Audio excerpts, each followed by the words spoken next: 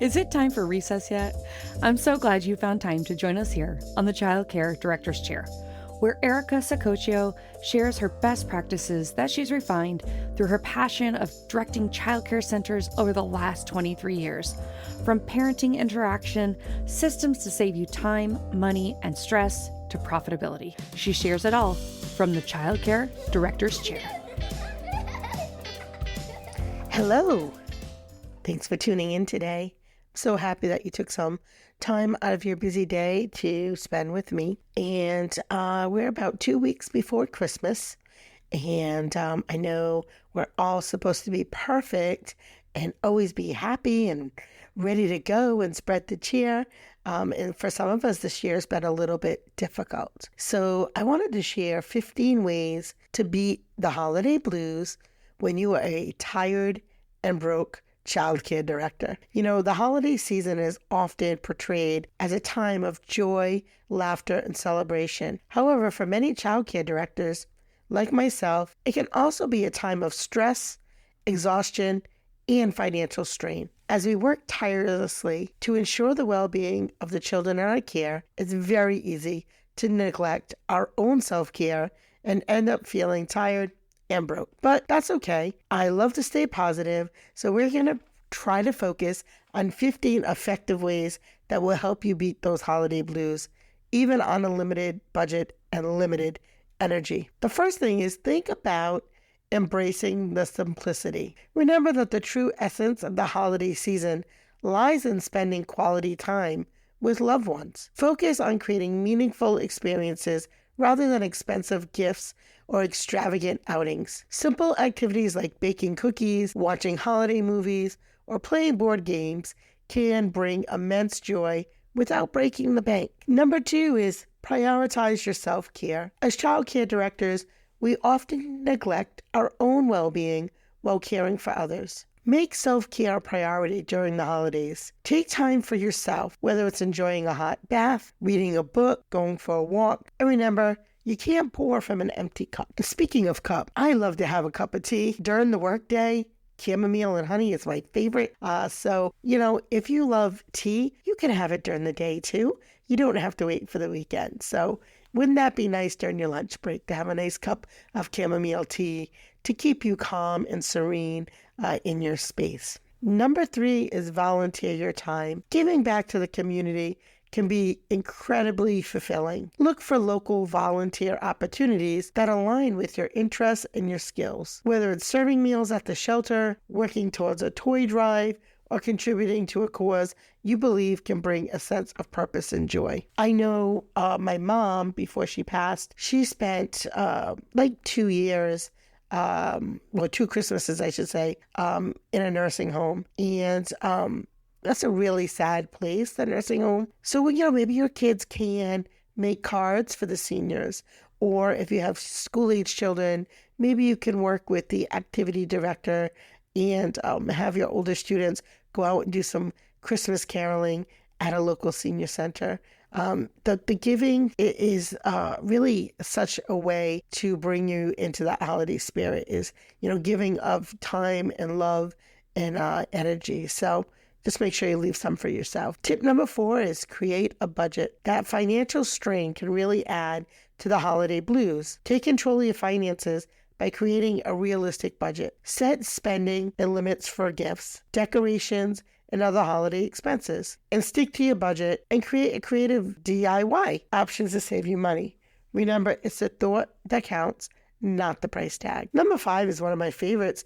Plan a potluck gathering. Hosting a holiday gathering doesn't have to drain your wallet. Organize a potluck where everybody brings a dish to share. And not only lightens the burden on your budget, but also creates a sense of community and togetherness, especially when you have a diverse staff like I do at my programs. If everybody brings their favorite dish, the cultural treats are amazing. So I would definitely say that's a great way to kind of bring everybody together.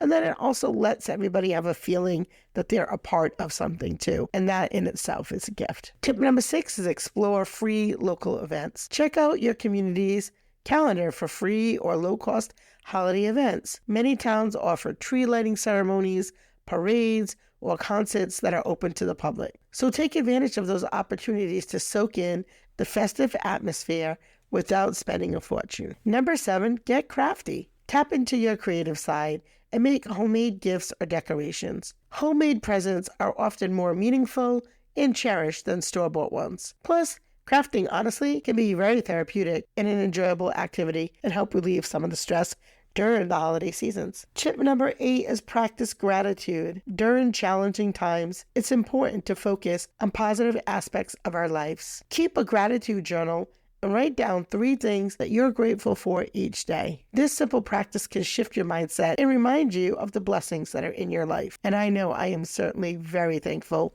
for my blessings, and I have many. I'm sure you do too. So, writing it down, because again, it's so easy to focus on the negative, and what we focus on is really how we manifest. So, work on building on the positive. Number 9 is connecting with loved ones.